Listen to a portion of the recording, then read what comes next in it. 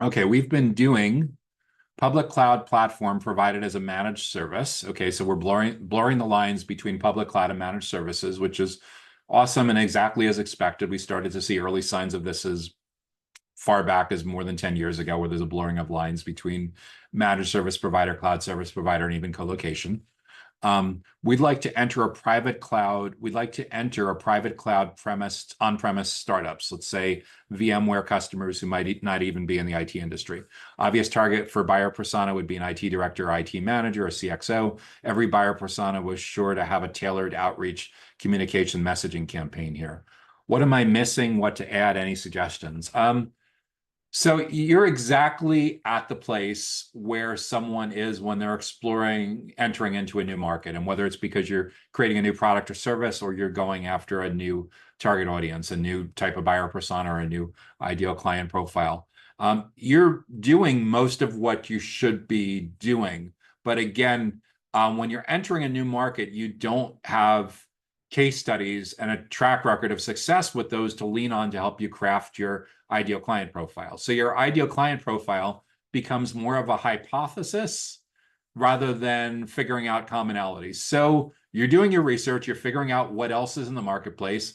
I assume at some stage of the game that you've gone out and you looked at who else is doing similar things with similar kinds of buyer personas. So from that, you're kind of inferring the geographic market that your service would be most applicable, your managed services would be most applicable to. You kind of probably have a best guess on what companies are too big and what are too small. And you probably have a best guess for what kinds of industries this is going to work well in, bearing in mind that a lot of the issues around digital infrastructure and managed services are impacted by regulatory environments. So with that, you're going to back into an ideal client profile. From the ideal client profile, you should be able to build a target account list. You really don't need anything much more sophisticated to start with that than LinkedIn Sales Navigator. So you have a list of a couple dozen, a couple hundred, a couple thousand kind of companies that you want to get this in front of. And then you define who the people are in these companies that are most interested in this kind of service.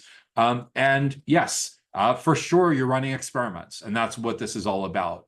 And by using outbound, potentially using LinkedIn ads very cost effectively, or just using outbound, your goal is to try to have a mix of decision stage conversations and getting a much wider part of the marketplace paying attention to what you're doing in the awareness and consideration stage, just simply because only 5 or 10% of people are in market at any given time. There's a much, much broader part of the funnel that could be super curious to learn more about addressing their particular goals, addressing their particular challenges before they even know to look for a managed service like the kind that you're providing. So I think you're largely on the right track. It's a long game. It can take companies typically anywhere from 3 to 12 months to figure this out. And the goal early on is to do more frequency to accelerate the feedback loop. And many times your content and your events are designed to win over people in such a way that they're much more receptive to what you want to talk about in the decision stage, and they're much more receptive to help you fill in the blanks on what you're actually missing